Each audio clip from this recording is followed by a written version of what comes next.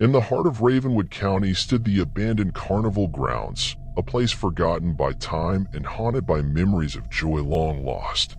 The rusted Ferris wheel creaked eerily in the night breeze, its once vibrant colors faded to a bleak monotone.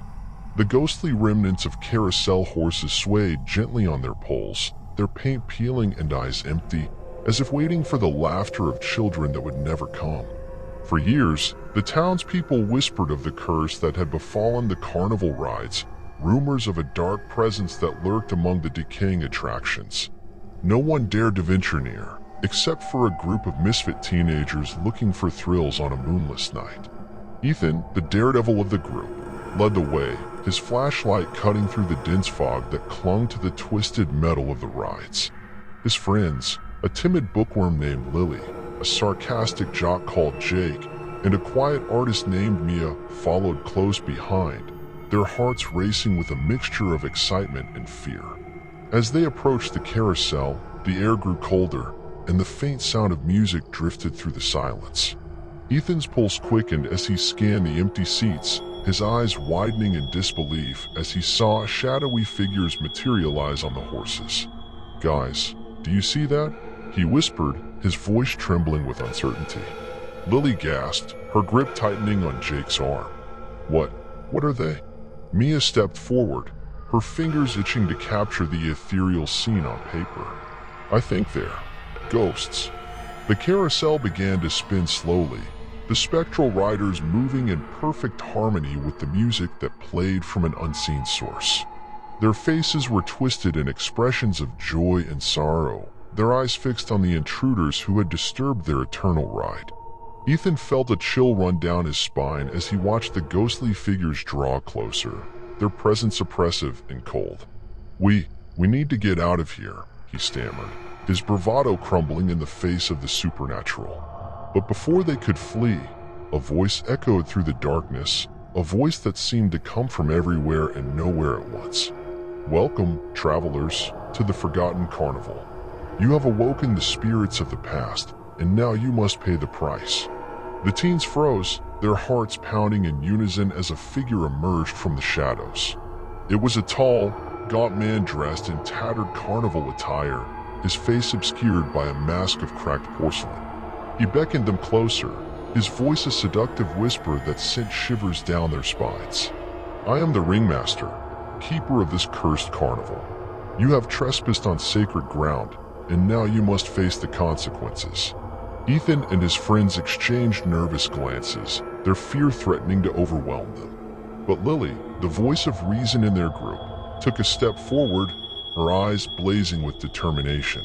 "We didn't mean any harm," she said, her voice steady despite the terror that gripped her. "Please, let us go."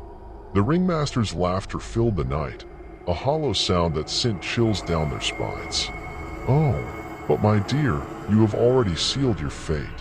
The carnival demands a sacrifice, and you shall provide it." With a flick of his wrist, the carousel spun faster, the ghostly riders reaching out with skeletal hands towards the terrified teens. Ethan, Lily, Jake, and Mia screamed as they were pulled towards the spinning contraption, their bodies lifted into the air as if by unseen forces. As they circled higher and higher, the world around them blurred into a dizzying whirl of colors and shapes. The music grew louder, a cacophony of discordant notes that echoed in their minds like a haunting melody. But in the midst of the chaos, a glimmer of hope emerged. Mia, the quiet artist with a keen eye for detail, noticed a pattern in the swirling lights, a sequence of numbers that seemed to form a message. "Guys, look," she cried, pointing towards the flickering lights. I think it's a code." Ethan and his friends focused on the numbers, their minds racing as they tried to decipher the cryptic message. With a sudden burst of insight, Jake shouted the answer, his voice triumphant in the face of danger. "It's the combination to the control panel. We can stop this madness." Working together, the teens relayed the numbers to Lily, who punched them into the keypad that controlled the carousel. With a final push, the ride screeched to a halt, the ghostly figures vanishing into thin air as if they had never existed. As the darkness lifted, the carnival grounds returned to their abandoned state, the rusted ride standing silent and still in the pale moonlight. The ringmaster, his power broken by the teen's ingenuity, faded into the shadows, his laughter echoing in the wind. Ethan, Lily, Jake, and Mia stood together, their hearts still pounding with the adrenaline of their harrowing experience. But they knew that they had faced the curse of the forgotten carnival and emerged victorious, their bond stronger than ever in the face of supernatural forces.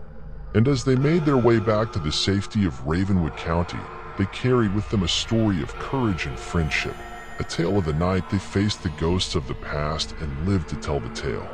The forgotten carnival would remain a haunted memory, but for Ethan and his friends, it would always be a reminder of the power of bravery in the face of darkness.